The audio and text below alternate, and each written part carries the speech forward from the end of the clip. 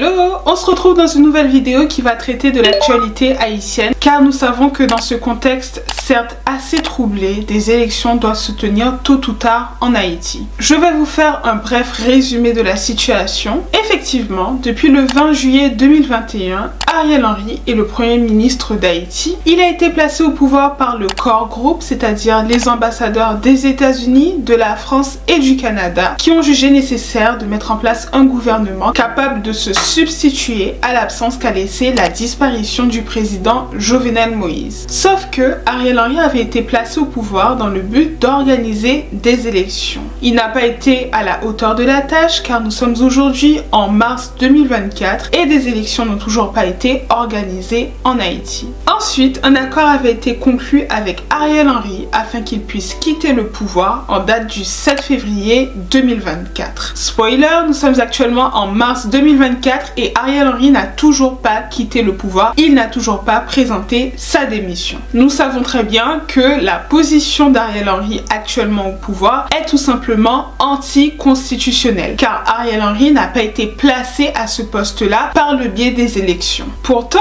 l'opposition à Ariel Henry est nombreuse et je peux citer quelques noms tels que Claude Joseph, l'ancien premier ministre de Jovenel Moïse, mais aussi la femme du président défunt, Martine Moïse. Désormais, dans la longue liste des opposants à Ariel Henry, il faudra ajouter le nom de Guy Philippe. Et c'est un nom qui revient dans l'actualité depuis le mois de novembre dernier, date à laquelle il est revenu d'un emprisonnement dans une prison fédérale des États-Unis. Je sais qu'il est pressenti pour le poste présidentiel par de nombreuses personnes en Haïti mais aussi dans la diaspora et il fallait que je vous parle de lui depuis le mois de novembre, depuis le mois de décembre, mais j'ai fait une pause. Aujourd'hui je reviens et je vais vous parler de lui, vous dire qui est Guy Philippe parce que c'est un nom qui va beaucoup revenir dans l'actualité. C'est un nom qui fait l'objet de nombreuses controverses. Pour certains, il est adulé, il représente un espoir qu'Haïti n'avait pas vu depuis de nombreuses années. Pour d'autres, il est décrié, il n'inspire pas confiance, notamment en raison de son passé. Il est au cœur de toutes les discussions, de toutes les conversations, notamment parce qu'il revient d'un emprisonnement, je l'ai dit, dans une prison fédérale des États-Unis, où il a été condamné à 9 années de prison pour divers chefs d'accusation pour lesquels il a plaidé coupable.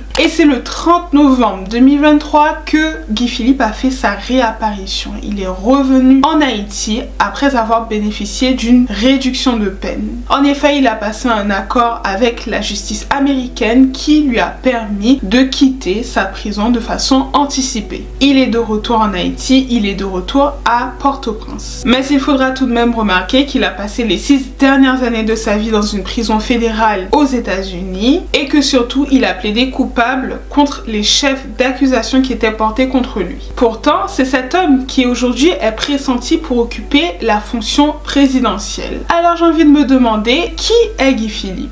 Pourquoi représente-t-il un espoir pour la population haïtienne? Est-ce qu'il existe un avenir pour Guy Philippe dans la scène politique haïtienne? Est-ce que Guy Philippe sera le nouveau leader d'Haïti? Guy Philippe est né le 29 février 1968 dans la commune de Pestel qui appartient au département Grand-Anse dans le sud-ouest d'Haïti. Il est issu d'une famille de lettrés où l'on parle aisément d'histoire mais aussi de politique comme dans toutes les familles haïtiennes, j'ai envie de vous dire. Son père est un magistrat de la ville et Guy Philippe est un passionné de littérature. Il fait ses études chez les frères Paulin à Jérémie, puis dans l'établissement Saint-Louis de Gonzague à Port-au-Prince. Pour ses études supérieures, son premier choix se porte sur la médecine car avant lui, quelques personnes de sa famille ont emprunté ce chemin-là. Néanmoins, Guy Philippe finit par intégrer une école de police à Quito, en Équateur, en septembre 1992. Il s'agit de l'Academia Superior de Policía Alberto Enríquez Gallo.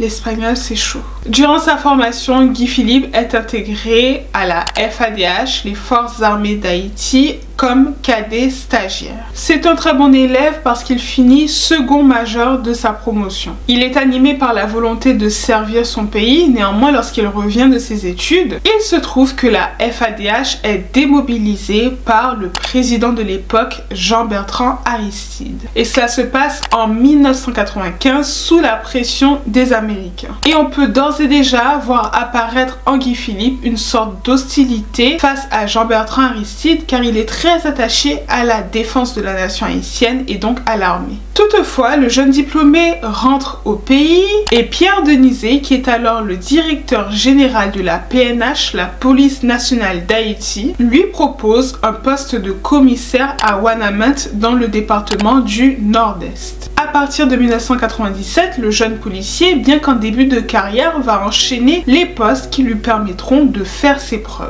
Tout d'abord, il est transféré dans la capitale Port-au-Prince et plus précisément dans la commune de Delmas. À l'époque déjà, il s'agissait d'une commune qui était assez agitée, mais il fait ses preuves parce qu'il est non seulement respecté par les policiers, mais aussi par les militaires et encore par sa hiérarchie. Ensuite, il est nommé chef de la police de la ville du Cap. Dans chacun des postes qu'il aura occupé, Guy Philippe se fera remarquer, il fera ses preuves. Néanmoins, une enquête établie par le Human Rights Watch, une organisation non gouvernementale internationale qui a pour objectif de veiller à ce que les droits humains soient bien respectés dans le monde en vertu de la Déclaration universelle des droits de l'homme, lui reproche ses méthodes jugées assez musclées. En effet, on l'accuse de réaliser des exécutions sommaires sans qu'une réelle enquête ne soit menée, ni même qu'il n'y ait eu une décision de justice prononcée, et la disparition de plusieurs dizaines de bandits sans qu'on ne puisse plus jamais retrouver leurs traces entre 1997 et 1999. Pourtant, Guy Philippe va toujours démentir ces accusations qu'il juge ne pas être appuyées sur des preuves irréfutables et tangibles. Guy Philippe est de plus en plus hostile au régime Lavalas, c'est-à-dire au régime de Jean-Bertrand Aristide, et justement il est accusé par Jean-Bertrand Aristide et tout son clan d'avoir orchestré une attaque contre l'académie de police qui a valu la mort à 3 policiers. Il est accusé de fermenter un coup d'état contre Jean-Bertrand Aristide sans être trop. En conséquence, le chef de la police du Cap est démis de ses fonctions et il prend l'exil vers la République dominicaine. Cette affaire et ses accusations viennent tout de même entacher son image car il se dit très proche des policiers et des militaires. Encore une fois, Guy Philippe va nier en bloc toutes ces allégations. Son exil de 4 ans lui permet de continuer à se former à l'art de la guérilla, mais aussi à recruter des compagnons qu'il formera à l'art de la rébellion. Vous l'avez compris, il y a certains mots que je ne vais pas employer dans cette vidéo pour ne pas être de nouveau shadowban par YouTube. Même le mot rébellion que j'emploie, il est trop fort en fait pour YouTube. Car Guy Philippe n'est pas seul et son hostilité envers Jean-Bertrand Aristide ne cesse de croître. Se joignent à lui d'anciens policiers, ses anciens compagnons qu'il a côtoyés dans les différents postes qu'il a occupés dans la PNH en Haïti, mais aussi d'anciens militaires qui se joignent à lui car ils ont été démis de leurs fonctions, désarmés par des Marines américains. Ils n'ont pas été indemnisés. Bref, c'est tout un petit monde qui est frustré de la démobilisation de la FADH et qui rejoint Guy Philippe dans le mouvement contestataire qu'ils mettent en place face à Jean-Bertrand Aristide. Et ces hommes ont pu observer son amour pour la nation haïtienne, mais surtout sa volonté manifeste de reformer et pourquoi pas réformer la FADH. Se laissant porter par ses convictions, Guy Philippe renforce ses troupes mais aussi s'équipe. Donc voilà, il achète un certain nombre d'équipements pour la maudite somme de 500 000 $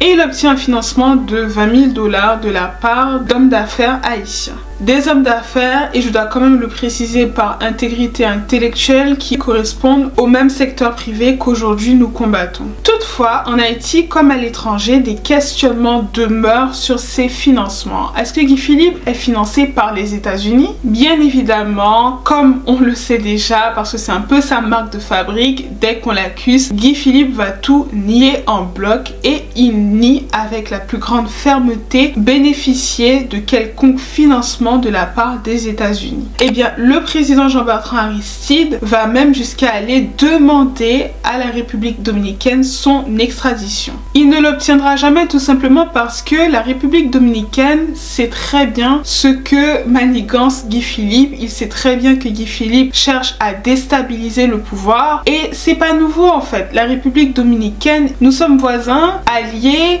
mais rivaux. Toute déstabilisation d'Haïti, aujourd'hui comme hier, bénéficie à la République dominicaine. Et la raison pour laquelle la République dominicaine, elle aurait pu livrer Guy Philippe à Jean-Bertrand Aristide, elle ne le fait pas parce qu'elle sait que Guy Philippe représente un élément perturbateur pour le gouvernement Lavalas. Donc effectivement, elle ne va pas livrer Guy Philippe à Jean-Bertrand Aristide. Parallèlement, les mouvements pour déstabiliser Aristide dans le pays se multiplient. Par exemple, une attaque est lancée contre la centrale hydroélectrique Péligré, bref, je sais jamais comment on le dit. Et bien évidemment, Guy Philippe nie toute implication dans cette attaque. Néanmoins, on voit tout de même apparaître dans le régime Lavalas une sorte de paranoïa envers Guy Philippe qui le rend responsable, qui l'accuse de tout dysfonctionnement qu'on voit apparaître dans le pays. Dès qu'il se passe une action, c'est Guy Philippe pour Jean-Bertrand Aristide qui en est le responsable. Pourtant, cela ne semble pas ébranler l'ancien policier puisqu'il fonde son parti, le Front pour la reconstruction nationale. Alors, c'est tout d'abord un groupe composé de Guy Philippe et de ses compagnons qui se forment à l'art de la guérilla, mais dans un second temps, il s'agira d'un parti politique à part entière en vue des élections qui doivent se tenir en Haïti pour l'année 2006. Mais revenons légèrement en arrière car Guy Philippe choisit l'année 2004 pour faire son grand retour, son retour fracassant en Haïti à la tête d'un soulèvement. Il a une stratégie bien pensée mais qui est finalement assez commune dans ces mouvements de guérilla, qui est de prendre les unes après les autres les villes de province en partant depuis la République dominicaine pour ensuite marcher sur Port-au-Prince. 29 février 2004, on sait ce qu'il se passe. Jean-Bertrand Aristide est démis de ses fonctions. Il est envoyé en exil et ce n'est pas véritablement Guy Philippe qui a destitué Jean-Bertrand Aristide directement. Mais on peut être d'accord pour dire qu'il a fortement contribué à l'affaiblissement du régime Lavalas jusqu'à sa destitution. Effectivement, Jean-Bertrand Aristide devait faire face à une double opposition. D'une part, celle d'un mouvement contestataire et étudiant nommé Graine Nambouda. Débrouillez-vous parce que je ne compte pas traduire le nom de ce mouvement. Graine Nambouda. Non mais je veux dire... Je veux dire Bois-Calais, Graine Nambouda. Est-ce qu'on peut adopter un nom pas vulgaire s'il vous plaît? On peut faire ça? Et d'autre part, Jean-Bertrand Aristide devait faire face aux attaques qu'aurait menées Guy Philippe pour déstabiliser son pouvoir. La stratégie de Guy Philippe, celle de la guérilla, semble porter ses fruits car dans une interview, il affirme que la moitié du pays est entre ses mains et qu'entre les 2 et 3 mars, ce sera tout le pays entier qui sera entre ses mains. Guy Philippe et ses compagnons reprennent le contrôle du siège de l'ancienne armée haïtienne située en face du palais national. Il déclare même à la presse qu'il a le contrôle de 90% des forces haïtiennes. Et durant cette période-là, on peut tout à fait dire que le Front de la reconstruction nationale de Guy Philippe devient le symbole du mouvement Graine Nambouda. Parce qu'en effet, il y a eu une convergence des luttes entre le mouvement contestataire et étudiant Graine Nambouda et les attaques menées par Guy Philippe pour déstabiliser le régime de Jean-Bertrand Aristide parce que tout simplement, ils combattent le même ennemi, le régime Lavalas. Titide est destitué et c'est le gouvernement intérimaire de Gérard Latortue qui doit assurer l'intérim, un peu comme Ariel Henry aujourd'hui, dans le but d'organiser des élections. Et c'est le gouvernement de Gérard Latortue qui en effet doit entamer des négociations avec Guy Philippe qui est entré dans Port-au-Prince, qui a été acclamé à Port-au-Prince lorsqu'il est entré à Port-au-Prince. Cependant, on négocie avec Guy Philippe et Guy Philippe décide de remettre à des civils, bien que policiers, mais pas réellement militaires, mais bon, on dit qu'il remet à des civils le pouvoir. Guy Philippe avait fondé son parti, on l'a dit, et le 11 juillet 2005, il se présente officiellement aux élections parce que, on l'a dit, un président doit être élu pour l'année 2006. En fait, ce que j'ai compris en Haïti, c'est que les élections ont souvent lieu l'été. Le président élu est un président élu durant l'été et c'est en février de l'année qui suit que le président prête serment et qu'il entre en fonction. En fait, c'est un point qui est vraiment très important. Je prends le temps de revenir sur ça parce qu'on va faire notre vidéo sur Jovenel Moïse et on va comprendre comment on a su jouer de cette subtilité de la constitution haïtienne pour déstabiliser le pouvoir de Jovenel Moïse. C'est très important à retenir parce que c'est quelque chose qu'on va beaucoup revoir dans l'histoire d'Haïti, l'histoire contemporaine d'Haïti. Mais bon, revenons à Guy Philippe et Guy Philippe qui perd ses élections, c'est une défaite fracassante parce que Guy Philippe ne remporte que 4% des suffrages, ce qui est assez paradoxal quand on sait que Guy Philippe était quand même l'homme fort, celui qui a déstabilisé Jean-Bertrand Aristide, celui qui a été acclamé à Port-au-Prince et pour autant il ne remporte que 4% des suffrages pour les élections qui se sont tenues en 2005. D'ailleurs, Guy Philippe est surveillé par la DEA, la Drug Enforcement Administration. C'est une agence fédérale américaine qui va enquêter sur toutes les histoires de drogue. Autant vous dire que des accusations très lourdes sont portées sur Guy Philippe et de possibles financements de trafic. Voilà, juste pour ce mot que je viens de citer, ma vidéo va être shadowban. C'est frustrant. La course à la magistrature et Guy Philippe, ça fait deux parce qu'en 2009, il se présente de nouveau pour être élu sénateur et comme un mandat est lancé contre lui par rapport à de possibles financements, je l'ai dit, eh bien, il ne peut pas être élu sénateur. Il a effectivement un mandat lancé contre lui, mais regardez aujourd'hui les mandats en Haïti. Tu peux être une personne qui a un mandat collé au derrière et aller faire tes courses tranquillement, aller à la piscine, aller dans un centre commercial, tout le monde te voit, mais tu as un mandat. Guy Philippe vit aussi sa vie, à l'époque il a un mandat après lui, mais ça ne l'empêche pas de donner des interviews, de sortir, bon. Jusqu'en 2015 où effectivement il réussit à être élu comme sénateur représentant le département Grand-Anse. Et effectivement, et c'est très important de le savoir quand on fait de l'histoire contemporaine d'Haïti, lorsqu'on a le statut de sénateur, on bénéficie d'une immunité parlementaire. Cela signifie qu'on ne peut pas être inquiété par la justice, on ne peut pas être enfermé. Il est donc très important pour la DEA d'attraper Guy Philippe avant qu'il ne prête serment au début de l'année qui suit pour accéder officiellement à sa fonction. Et c'est à l'occasion d'une interview parce que je vous ai dit, il vit sa vie, il est sur les plateaux des médias, il donne des interviews et justement, il donnait une interview à la station radio Scoop FM et il est arrêté par des agents américains. Lorsque tu donnes une interview à la radio en direct, rien de plus facile pour te localiser. Et se pose la question de la légalité de cette arrestation. Car je l'ai dit, Guy Philippe est un sénateur élu. Or, les sénateurs jouissent d'une immunité parlementaire. Donc, est-ce que cette immunité parlementaire s'applique à Guy Philippe dès lors où il est élu sénateur ou à partir du moment où il a prêté serment, chose qu'il n'avait pas encore réalisée lorsqu'il donne son interview à la station radio Scoop FM. Je vous laisse me dire ce que vous en pensez en commentaire. Ceci dit, Guy Philippe lui parle d'un kidnapping, d'une arrestation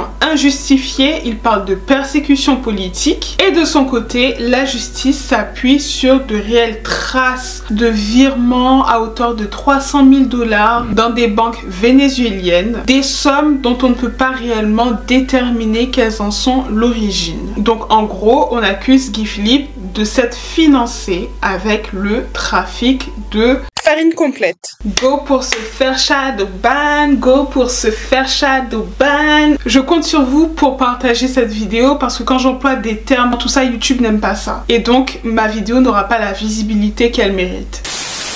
Mais surtout, Guy Philippe a été utilisé pour déstabiliser le régime de Jean-Bertrand Aristide. Il a mené la révolte, il y a eu cette convergence des luttes avec le mouvement contestataire et étudiant Graines Nambouda. Ça a beaucoup servi à certains acteurs politiques de l'époque, mais on a très rapidement écarté Guy Philippe du pouvoir. Néanmoins, aujourd'hui, Guy Philippe représente tout de même un espoir pour beaucoup d'Haïtiens, notamment dans la diaspora. Je sais qu'il est beaucoup soutenu. Il symbolise le désir pour de nombreux Haïtiens de reformer, de réformer et de rééquiper complètement la FADH. Et c'est sur cette base qu'il effectue son retour en Haïti. Depuis son retour, il affirme à la population haïtienne qu'il n'est pas là pour effectuer un coup d'État, qu'il veut mener un mouvement pacifique. Il parle même d'une révolution pacifique. On peut remarquer qu'hier, c'est lui qu'on utilisait pour déstabiliser Jean-Bertrand Aristide. Jean-Bertrand Aristide qui est présent en Haïti encore aujourd'hui. Ça m'a surpris que beaucoup ne le savaient pas. C'est un Guy Philippe aujourd'hui qui apparaît pacifié, qui apparaît apaisé et qui aujourd'hui encore, ce n'est pas lui qui va porter les équipements, qui va, voilà,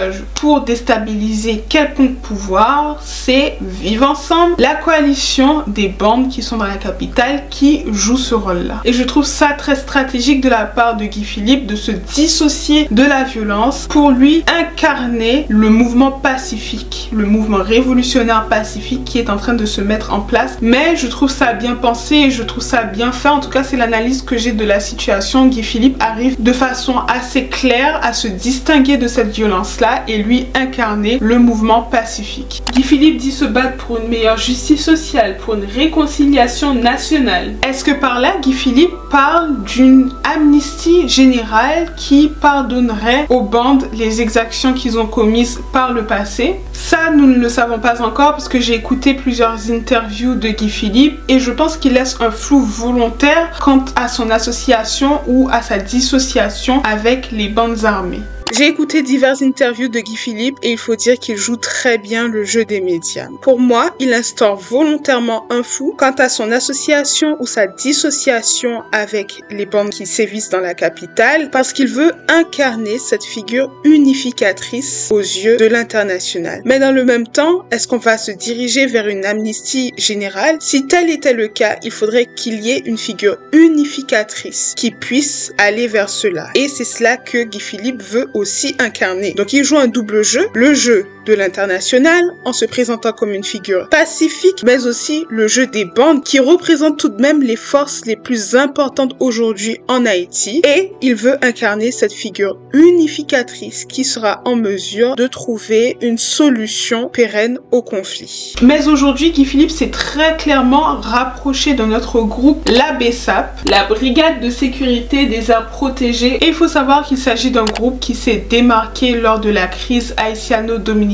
au sujet de la construction du canal de Ouanaminthe. On en a parlé, je vous le mettrai dans ce petit i-là si vous ne l'avez pas encore vu. La BESAP s'est distinguée car elle a su pacifier des situations qui auraient pu dégénérer à la frontière, mais elle a aussi pu protéger les travailleurs qui étaient mobilisés dans le canal. Et donc la BESAP, elle est très respectée en Haïti, mais aussi dans la diaspora. Elle jouit d'une certaine sympathie parce qu'on a vu leur dévouement pour les intérêts du peuple haïtien, et le fait que Guy Philippe s'associe non pas très clairement aux bandes armées, je pense qu'il laisse volontairement planer un doute, mais qu'il s'associe très clairement à la BESAP. Je trouve que c'est un excellent choix stratégique. Mais revenons à son discours. C'est un discours qui séduit le peuple parce que dans les élites aujourd'hui en Haïti, il n'y a pas véritablement une personne qui incarne ce discours que veut entendre le peuple. Le peuple veut entendre parler de la paix. Le peuple veut entendre parler du développement, une situation pacifiée. Et il n'y a pas réellement d'acteur politique qui tient les mots que le peuple veut véritablement entendre. Et la nature déteste le vide. Guy Philippe vient combler ce vide-là en fait sur la scène politique. J'ai écouté de nombreuses interviews qu'a donné récemment Guy Philippe et j'ai noté qu'il veut lutter contre l'analphabétisation, la famine, la misère. Il ne rejette pas totalement l'aide internationale qu'il juge nécessaire si elle est une aide qui est bien pensée pour le développement et l'autosuffisance d'Haïti. Donc l'aide internationale n'est pas complètement rejetée. En revanche, il doit s'agir d'une aide de qualité qui doit mener Haïti vers l'autodétermination et l'autosuffisance. On voit qu'il a été très à l'écoute des revendications de ces derniers mois parce qu'il parle de développer la production nationale, et on voit que l'homme revient avec une certaine maturité. Le Guy Philippe Philippe de 2024, ce n'est pas le Guy Philippe de 2004. Il y a du temps qui s'est écoulé. Il a pris en maturité